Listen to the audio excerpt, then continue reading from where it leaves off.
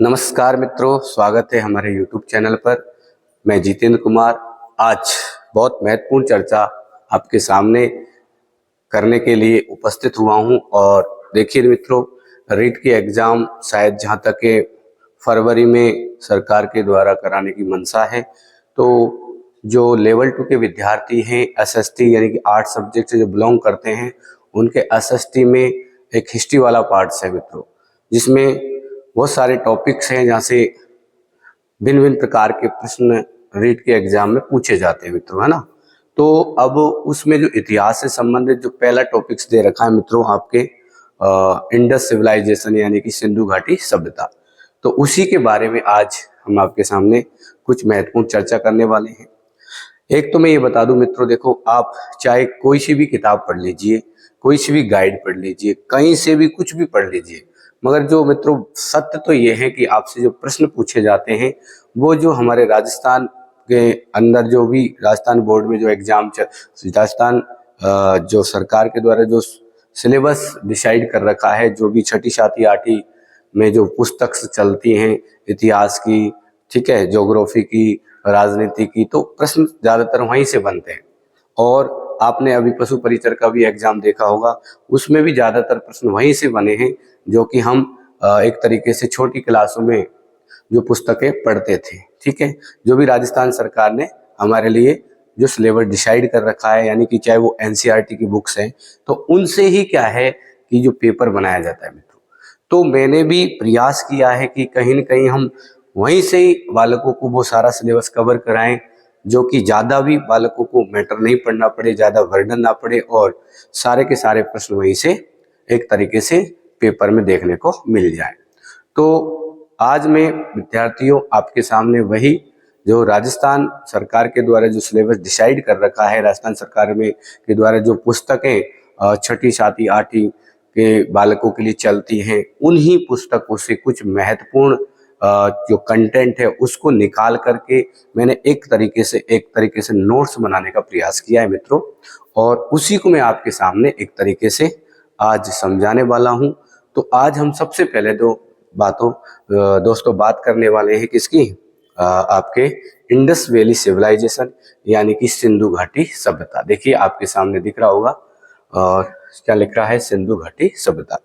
देखिए सिंधु घाटी सभ्यता को पढ़ने से पहले हम ये बातें कर लेते हैं मित्रों। आप सब जानते हैं कि जो भी मानव सभ्यताएं विकसित हुई वो ज्यादातर ऐसे स्थानों पर विकसित हुई जहाँ पर सबसे पहली जो डिमांड मानव की होती है, रिक्वायरमेंट होती है मानव जीवन की क्या बात है मित्रों। जहाँ तक अगर देखा जाए तो जितने भी जीव जंतु है उनके लिए सबसे पहली जो आवश्यकता होती है वो जल की आवश्यकता होती है।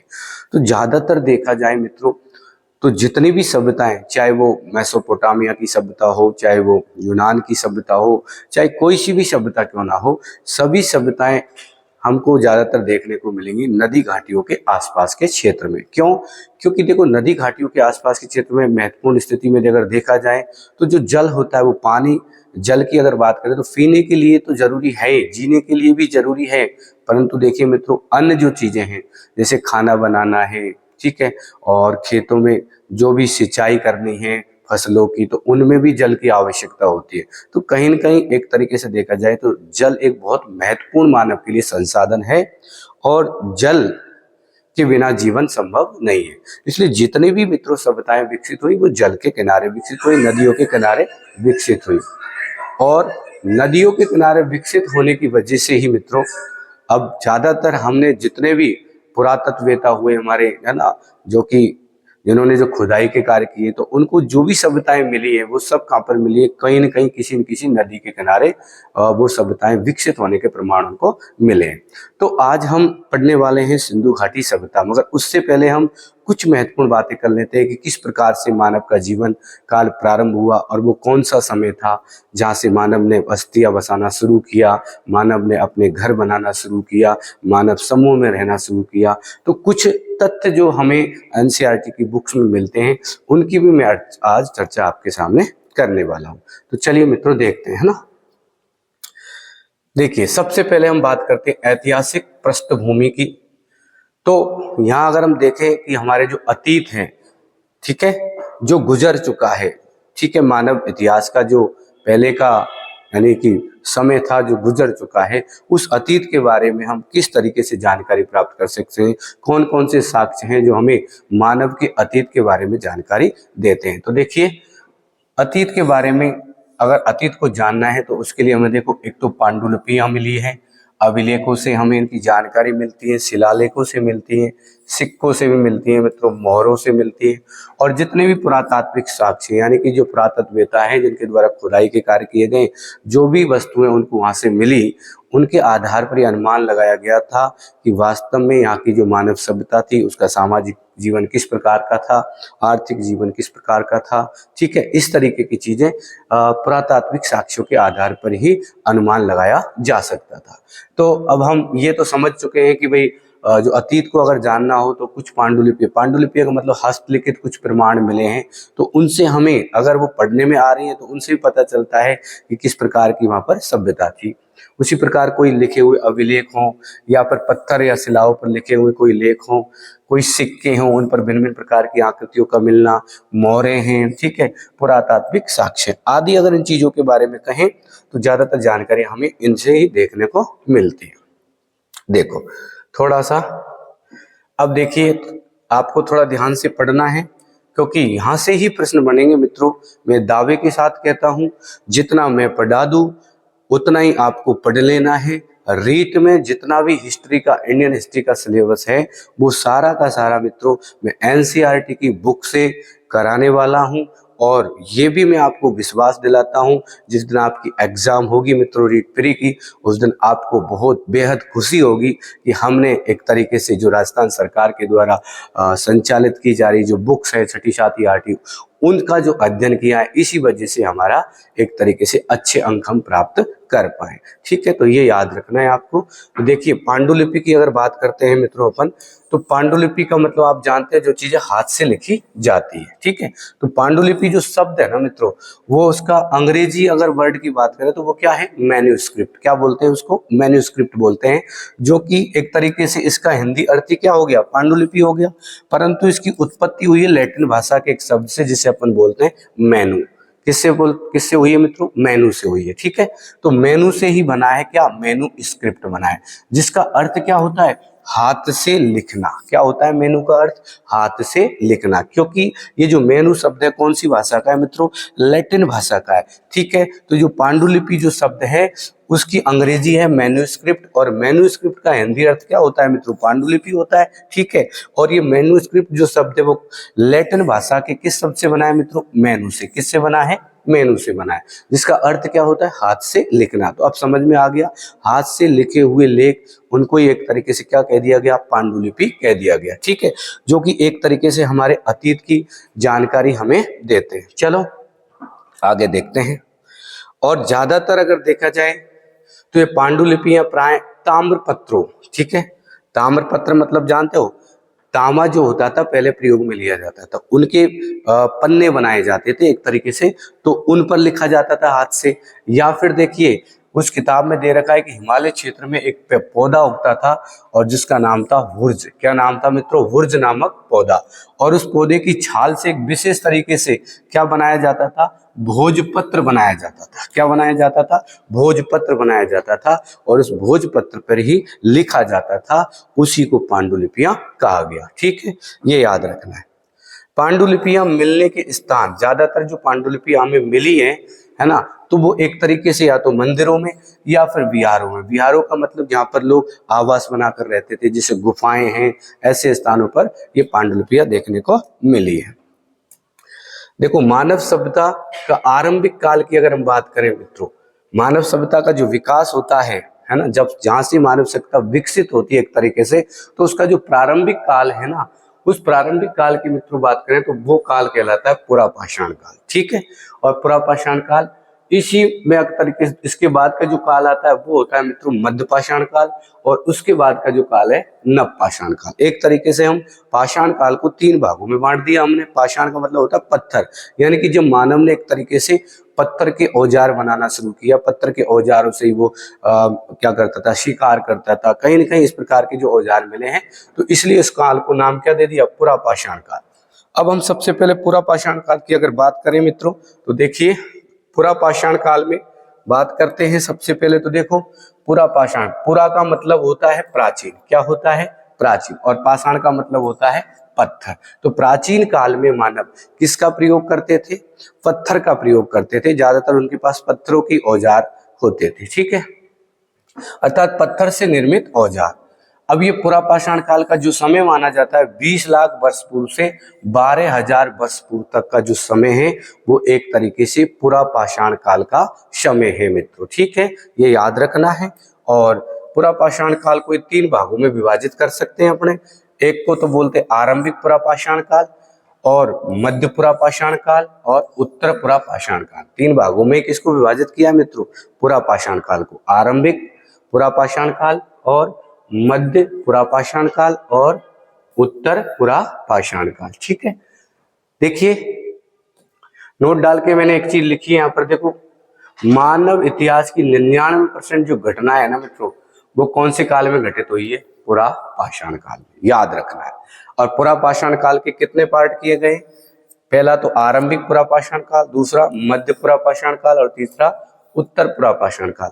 तो जितनी भी मानव सभ्यता की घटनाएं घटित हुई वो किसमें, 99% घटनाओं की अगर बात करें तो मित्रों वो कौन से काल में घटित हुई है, पुरा पाषाण काल में। चलो आगे चलते हैं, प्रमुख पुरा स्थल की बात करते हैं। तो देखिए पुरा पाषाण काल में के जो प्रमुख स्थल हैं तो उनके कुछ नाम दे रखे हैं, जैसे भीमबेटका है, तो वर्तमान में ये कहां पर पड़ता है मित्रों, मध्य प्रदेश में पड़ता है।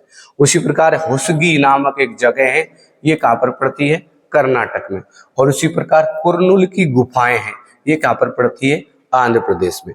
तो कहीं न कहीं अगर मानव सभ्यता के जो साक्ष्य देखने को मिले हैं पुरा पाषाण काल के, एक तो भीमबेटका जो मध्य प्रदेश में है, तो यहाँ पर जो भी गुफाएं मिली है वहां से बहुत सारे गुफाओं के अंदर कुछ चित्र मिले हैं, कुछ इस प्रकार के अवशेष मिले हैं जो हमें इस तरीके से मानव सभ्यता की क्या देते हैं, जानकारी देते हैं। तो पुरा पाषाण काल में एक तो भीमबेटका, एक होसकी जो कर्नाटक में है, और एक कुरनूल की गुफाएं जो कहां पर है, आंध्र प्रदेश में। ये एक तरीके से पुरा पाषाण काल से संबंधित क्या है मित्रों, स्थल है। तो याद रखना है पुरा पाषाण काल से संबंधित स्थल भीमबेटका जो कि मध्य प्रदेश में है, होसकी जो कर्नाटक में है, कुरनूल जो आंध्र प्रदेश में, ठीक है। कुरनूल की गुफाएं कहां पर है मित्रों, आंध्र प्रदेश में, ठीक है।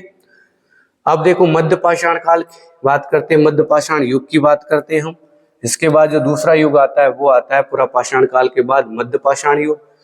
इस काल में देखो पर्यावरणीय बदलाव, अगर एक तरीके से देखा जाए तो ये जो काल था एक तरीके से इसमें जलवायु में, क्लाइमेट में परिवर्तन देखने को मिलता है, एक तरीके से पर्यावरणीय बदलाव आना शुरू हो जाता है, ठीक है। तो इस काल की अगर बात करें तो इस काल को कहा गया मेसोलिथ। क्या कहा गया मित्रों, मेसोलिथ, यानी कि मध्य पाषाण युग। क्या बोलते हैं इसको, मेसोलिथ बोलते हैं, मध्य पाषाण युग बोलते हैं। और इसका जो समय है वो 12,000 वर्ष पूर्व से 10,000 वर्ष पूर्व माना गया, याद रखना है भाई। मेसोलिथ यानी मध्य पाषाण काल का जो समय है मित्रों वो माना गया है 12,000 वर्ष पूर्व से 10,000 वर्ष पूर्व के मध्य। और ये वो समय था जहां पर पर्यावरणीय घटनाएं देखने को मिलती है, पर्यावरणीय परिवर्तन देखने को मिलते हैं, ठीक है। चलो परंतु देखो इसमें क्या आ गया था परिवर्तन, इस काल में ज्यादातर माइक्रोलिथ यानी कि लघु पाषाण कहा जाता है। क्यों कहा जाता है इस काल को माइक्रोलिथ, क्योंकि इस काल में मित्रों देखे औजार बहुत छोटे थे, आकृति में क्या है, बहुत छोटे औजार मानव द्वारा बनाए हुए थे, मानव द्वारा बनाए जाते थे, इसलिए इसको माइक्रोलिथ एज कहते हैं। क्या कहते हैं, माइक्रोलिथ एज, यानी कि लघु पाषाण काल कहा जाता है इसको। क्या कहा जाता है, लघु पाषाण काल। कौन से काल को कहा जाता है, मध्य पाषाण काल को कहा जाता है लघु पाषाण काल, क्योंकि इसमें मानव ने, क्योंकि पहले का जो पुरा पाषाण काल था उसमें क्या है, बड़ी बड़ी आकृति के औजार मिले, यानी कि एक तरीके से पत्थरों के औजार तो मिले मगर उनकी कोई शेप नहीं है, एक तरीके से बहुत बड़ी आकृति के, उनको एक स्थान से दूसरे स्थान पर ले जाने में बहुत ज्यादा परेशानी होती होगी। मगर बाद में थोड़ा थोड़ा उनमें बुद्धि का विकास हुआ, सभ्यता का विकास हुआ, तो उन्होंने एक तरीके से जो औजार थे उनको शेप देना शुरू कर दिया, यानी कि एक तरीके से वो ये कह सकते हैं जिनको आसानी से प्रयोग में लिए जा सके, इस तरीके के औजार बनाने लगे, मतलब उनका आकार छोटा कर दिया गया, ठीक है। इसी वजह से इसको माइक्रोलिथ कह दिया। और इस माइक्रोलिथ को हिंदी में क्या कहते थे, लघु पाषाण काल। क्यों कहते थे, क्योंकि आकार में क्या थे, औजार छोटे थे, ठीक है। मानव के बसने की प्रक्रिया का आरंभ देखिए मित्रों 12,000 साल पहले से माना जाता है। तो मानव ने बस्तियां बसना कब शुरू किया था? एक तरीके से 12,000 साल पहले। पहले वो क्या करता था? जंगलों में घूम फिर करके शिकार करके कंदमूल फल इकट्ठा करके अपना जीवन यापन करता। एक तरह से स्थायी निवास उसका नहीं था। मगर यहाँ पर ये बताया गया है कि मानव के बसने की जो प्रक्रिया आरंभ हुई है वो हुई है मित्रों 12,000 साल पहले। अब हम बात करते हैं तीसरे काल की, और वो तीसरा काल है मित्रों नवपाषाण काल। कौन सा काल है? देखिए नवपाषाण काल है मित्रों। देखिए नवपाषाण काल, और इसका जो समय है 10,000 वर्ष पूर्व का समय है। नवपाषाण काल का प्रारंभ माना जाता है 10,000 वर्ष पूर्व से। ठीक है, तो इसमें जो प्रमुख स्थल थे, एक तो हमें बुर्ज़होम देखने को मिलता है, और बुर्ज़होम कहाँ पर है? देखो वर्तमान कश्मीर में है। मेहरगढ़ की बात करें तो ये वर्तमान कहाँ पर है मित्रों? पाकिस्तान में। नवपाषाण काल से संबंधित स्थल है बुर्ज़होम, मेहरगढ़। ठीक है, हल्लूर कहाँ पर है? कर्नाटक में। पेयमपल्ली ये तमिलनाडु के आसपास का क्षेत्र।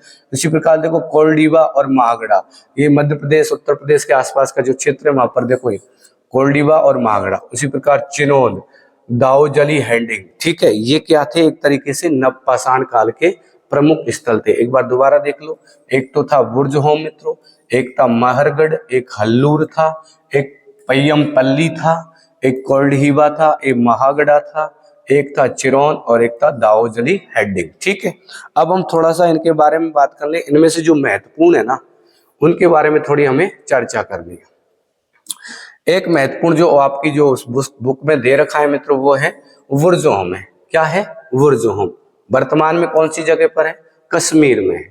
तो यहाँ से देखो झोपड़ी और घरों के निशान मिले। एक तरीके से अगर देखा जाए तो ये साक्ष्य मानव बस्तियों के माने जा सकते हैं। यहाँ से देखो झोपड़ी और घरों के क्या मिले हैं? निशान मिले। उसी प्रकार गर्तवास के साक्ष्य मिले, अर्थात गड्ढे के अंदर घर बनाने के साक्ष्य कहाँ से मिले? बुर्ज़होम से। यानी कि बुर्ज़होम में अगर एक तरीके से कहा जाए कि भाई गड्ढों के अंदर घर क्यों बनाते थे, तो हो सकता है कि जंगली जानवरों से बचने के लिए एक तरीके से नीचे गड्ढे में गुफा के अंदर घर बनाया जाता था। यानी सुरक्षात्मक दृष्टि से हो सकता है कि मानव के द्वारा घर अंदर गड्ढे के अंदर घर बनाया जाता था। आज भी देखिए बेसमेंट बनाते हैं, तो उस समय भी मतलब जमीन के अंदर गड्ढे में वो क्या बनाते थे? मानव घर बनाते थे। ऐसे साक्ष्य कहाँ से मिले? ऐसे साक्ष्य मिले मित्रों बुर्ज़होम से। ठीक है, और बुर्ज़होम वर्तमान कश्मीर में मिलता है।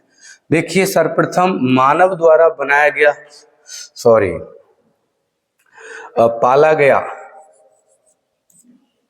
पालतू जानवर और मानव द्वारा देखिए मित्रों सर्वप्रथम जो पालतू जानवर बनाया था वो कौन सा था? कुत्ता जैसा कोई जानवर था। तो ये याद रखना कि मानव ने सर्वप्रथम किसी जानवर को पालतू बनाया है तो वो बनाया मित्रों कुत्ता जैसे जानवर को। इस तरीके के एक तरीके से जानकारी उस बुक्स में से मिलती है मित्रों। ठीक है, याद रखना है सर्वप्रथम मानव द्वारा बनाया गया पालतू जानवर क्या था? कुत्ता था। ठीक, दूसरा जो स्थान है आपके मेहरगढ़ जो वर्तमान पाकिस्तान में है। तो ये देखिए ईरान जाने वाले रास्ते पर जो बोलन दर्रा पड़ता है उसके पास एक हरा भरा स्थल है, यानी कि खूब यहाँ पर खेतीबाड़ी होती है। एक तरीके से पानी वानी है खूब, तो हरा भरा मैदान है, हरा भरा क्षेत्र है एक तरीके से। तो ये मेहरगढ़ वर्तमान में कहाँ मिलेगा आपको मित्रों? पाकिस्तान में मिलेगा। ठीक है, यहाँ बस्ती का आरंभ अगर देखा जाए तो बस्ती का आरंभ 8,000 वर्ष पूर्व, यानी कि अगर हम ये कह सकते हैं कि मेहरगढ़ में जो बस्तियां बसना शुरू हुई थी, मानव द्वारा बस्तियों को बसाना शुरू किया गया था, वो लगभग 8,000 वर्ष पूर्व पहले शुरू किया गया था। ठीक है, यहाँ से देखिए चौकोर तथा आयताकार घरों के क्या मिले? अवशेष मिले हैं, जिनमें कमरे 4 से अधिक क्या मिले हैं? कमरे मिले हैं। आयताकार घर मिले हैं, चौकोर घर मिले हैं, जिन घरों में कम से कम कितने कमरे मिले हैं मित्रों? 4 कमरे मिले।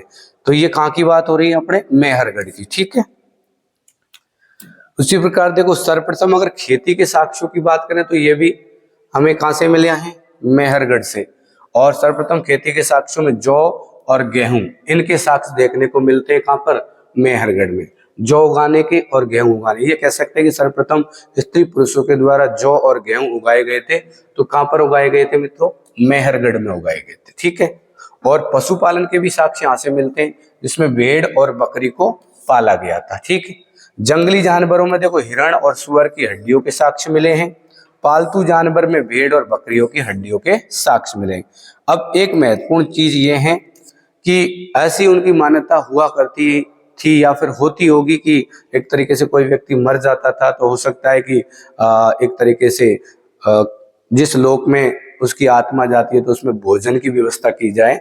तो ऐसे साक्ष्य देखने को मिले। देखिए, मृतक के साथ बकरी को दफनाने का साक्ष्य, यानी मृतक के साथ बकरी को दफनाने का, वहां पर जो खुदाई की गई तो वहां पर मानव का भी कंकाल मिला और बकरी का भी कंकाल मिला। तो हो सकता है उनकी इस प्रकार की कोई मान्यता रही होगी। तो ठीक है, मृतक के साथ बकरी को दफनाने के साक्ष्य कहां से मिले? मेहरगढ़ से मिले, याद रखना है। ठीक है, एक नवपाषाण काल का प्रसिद्ध स्थल देखो, वो अपने यहाँ का नहीं है। नवपाषाण का प्रसिद्ध स्थल चताल हुयुक नामक जगह है, जो कहां पर है मित्रों? तुर्की में है। तो यहाँ पर ऐसा माना जाता है कि दूर दूर से यहाँ पर बहुत सारी चीजें मंगाई जाती थी, जिनमें देखो और उनका उपयोग भी किया जाता था। और वो मंगाई जाने वाली चीजें क्या थी, वस्तु क्या थी? देखो, सीरिया से मंगाया जाता था। एक तो चकमक पत्थर, एक लाल सागर की कोडियां और एक भूमध्य सागर की सीपियां। एक तो चकमक पत्थर मंगाया जाता था मित्रों, एक लाल सागर की कोडियां मंगाई जाती थी और एक भूमध्य सागर की सीपियां मंगाई जाती थी। ठीक है, चलिए अब हम थोड़ा सा सिंधु घाटी सभ्यता का सामान्य परिचय की बात कर लें। तो देखो, विश्व की सबसे प्राचीनतम सभ्यताओं में से एक मानी जाती है। ठीक है, विश्व की सबसे प्राचीनतम सभ्यताओं में से एक मानी जाती है। और देखिए, इसकी जो सर्वप्रथम जानकारी अगर देने की बात है, सर्वप्रथम अगर कोई जानकारी इसके बारे में देता है तो वो व्यक्ति है मित्रों, कौन? चार्ल्स मैसन। तो सबसे पहले कि भाई सिंधु घाटी जो सभ्यता है उसके बारे में थोड़ा बहुत कुछ पता लगा है, तो किसको पता लगा था? चार्ल्स मैसन को। और उसने सर्वप्रथम 1826 में एक तरीके से सिंधु नदी के किनारे इस प्रकार की एक सभ्यता थी, इसकी जानकारी दी है। और 1846 में देखो, अलेक्जेंडर कनिंघम के द्वारा इसका क्या करवाया गया? सर्वेक्षण कार्य करवाया गया। क्या करवाया गया मित्रों? सर्वेक्षण कार्य करवाया गया। ठीक, आगे देखिए, 1846 ईस्वी में पंजाब प्रांत में कराची से लाहौर तक, ये 56-46 नहीं है मित्रों, ये याद रखना है थोड़ा सा। 1856 नहीं है, क्या है? 1846 नहीं है, 1856 है। तो 1856 ईस्वी के आसपास जो पंजाब प्रांत था मित्रों, है ना, तो वहां पर देखो कराची से लाहौर तक क्या बिछाई गई थी? रेल लाइन बिछाई गई थी और उसके लिए खुदाई की गई। तो वहां से कुछ ईंटें निकाली गई। ठीक है, क्या निकाली गई? ईंटें। तो ईंटों का टीला खुदाई में देखने को मिला। तो इसकी सरकार है ना, सॉरी, इसकी जो सूचना है मित्रों, वो सरकार को किसके द्वारा? दो बर्टन बंधु थे, विलियम बर्टन, जॉन बर्टन, उनके द्वारा दी गई थी। फिर देखिए, 1861 ईस्वी में अलेक्जेंडर कनिंघम के निर्देशन में भारतीय पुरातत्व विभाग की क्या की गई है? स्थापना। ये भी याद रखना। आगे देखो, 1902 ईस्वी में लॉर्ड जो कर्जन थे, ठीक है, लॉर्ड कर्जन थे मित्रों, उन्होंने जॉन मार्शल को भारतीय पुरातत्व विभाग का क्या बनाया था? महानिदेशक बनाया था। ये सामान्य सी जानकारी है, कोई बड़ी बात नहीं है। फिर 1921 की अगर बात करें ना मित्रों, तो सर्वप्रथम जो प्रमुख स्थल जो खोजा गया था ना, पहला स्थल जो खोजा गया था वो खोजा गया था हड़प्पा स्थल। और किसके द्वारा इसकी खोज की गई है? दयाराम साहनी के द्वारा। ठीक है, उत्खनन कार्य किसके द्वारा किया गया? दयाराम साहनी। अब नामकरण की बात करते हैं तो सिंधु घाटी जो सभ्यता है ना, वो एक तरीके से बहुत विस्तृत थी, है ना, और इसी वजह से देखो सिंधु नदी के आसपास के क्षेत्र में विकसित हुई थी। तो इसके कुछ नाम है। सिंधु नदी घाटी में विस्तृत होने के कारण, यानी फैली होने के कारण इसे सिंधु घाटी सभ्यता कहा गया। कुछ क्षेत्र प्राचीन सरस्वती नदी के आसपास के हैं, ठीक है, इसलिए इसको सिंधु सरस्वती सभ्यता भी कहा गया है। और पहला जो खोजा गया स्थल था वो था हड़प्पा। कौन सा था मित्रों? हड़प्पा था, इसलिए इसको हड़प्पा सभ्यता भी कहा जाता है। और लगभग इसका निर्माण माना जाता है 4700 वर्ष पहले। हड़प्पा स्थल का निर्माण कितने वर्षों पहले माना जाता है? 4700 वर्ष पहले माना जाता है। विस्तार क्षेत्र की अगर हम बात करते हैं ना, इसकी सिंधु घाटी सभ्यता की, तो उत्तर में देखा जाए तो जम्मू कश्मीर के मांडा से दक्षिण में महाराष्ट्र के दयमाबाद तक, और पूर्व में उत्तर प्रदेश के आलमगीरपुर से मित्रों पश्चिम में पाकिस्तान के सुतकांगेडोर तक एक तरीके से इसका विस्तार क्षेत्र है। और त्रिभुजाकार आकृति में एक तरीके से ये फैला हुआ क्षेत्र था। क्षेत्र पर लगभग 20 लाख वर्ग किलोमीटर के आसपास सिंधु घाटी सभ्यता का बताया जाता है। दूसरी बात देखो, मैं थोड़ी सी जानकारी और मित्रों आपको दे दूं। जानकारी ये है सिंधु घाटी सभ्यता के बारे में कालक्रम की बात करें तो इसका जो कालक्रम है वो कालक्रम देखिए 6000 ईसा पूर्व से 1300 ईसा पूर्व तक माना जाता है। ठीक, प्रमुख रूप से 3 भागों में इसका विभाजन किया गया है। प्रथम चरण को प्रारंभिक हड़प्पा काल कहते हैं, ठीक है, और जो 6000 ईसा पूर्व से 2600 ईसा पूर्व तक का है प्राग या प्रारंभिक हड़प्पा काल, जो 6000 से 2600 ईसा पूर्व। द्वितीय जो चरण था उसे शहरी या नगरी चरण कहते हैं, यहाँ पर परिपक्व हड़प्पा काल भी कहा जाता है इसको, और इसका जो समय है मित्रों 2600 ईसा पूर्व से 1900 ईसा पूर्व तक है।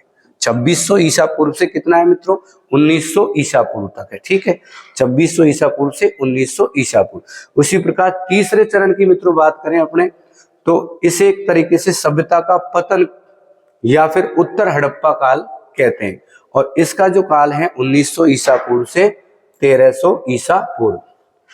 उत्तर हड़प्पा काल या फिर सभ्यता के पतन का काल यह माना जाता है मित्रों 1900 ईसा पूर्व से 1300 ईसा पूर्व। ये ऑथेंटिक सोर्सेज है मित्रों। ठीक है, तो हम दोबारा से देख ले कालक्रम 6000 से 1300 ईसा पूर्व। ये सिंधु घाटी सभ्यता का संपूर्ण काल है और इसको 3 भागों में बांटते हैं। प्रथम चरण को प्रारंभिक हड़प्पा काल कहते हैं, वो 6000 से 2600 ईसा पूर्व। द्वितीय चरण को कहते हैं मित्रों शहरी चरण या परिपक्व हड़प्पा काल, इसका है 2600 ईसा पूर्व से 1900 ईसा पूर्व, और इसी सबसे समृद्ध चरण कहा जाता है सिंधु सभ्यता का। और जो तीसरा चरण था वो सभ्यता के पतन का काल माना जाता है, इसे उत्तर हड़प्पा काल कह सकते हैं, और इसका जो काल है वो इन 1900 से 1300 ईसा पूर्व है। ठीक है मित्रों, नोट देखिए, अब तक जो खोजे गए स्थल थे उसमें सबसे प्राचीन अगर शहर है तो वो है हरियाणा का। हरियाणा का शहर है जिसका नाम है मित्रों भिरडाना। क्या नाम है? भिरडाना। ठीक है, क्या नाम है? भिरडाना। तो ठीक है मित्रों, एक सामान्य सी जानकारी में आज आपके सामने सिंधु घाटी सभ्यता के लेके आया था, और अगले वीडियो में फिर मिलेंगे और हम पूरा एक तरीके से सिंधु घाटी सभ्यता, यानी कि सिंधु घाटी सभ्यता ही नहीं मित्रों, संपूर्ण रीट लेवल 2 का जो एसएसटी में सिलेबस दे रखा है इतिहास का, वो सारा अध्ययन एनसीईआरटी के अकॉर्डिंग करने वाले हैं। इसलिए मित्रों चैनल को सब्सक्राइब कर लें और अपने मित्रों को शेयर कर दें और बेल आइकन को दबाना नहीं भूलें। जय हिंद, जय भारत मित्रों।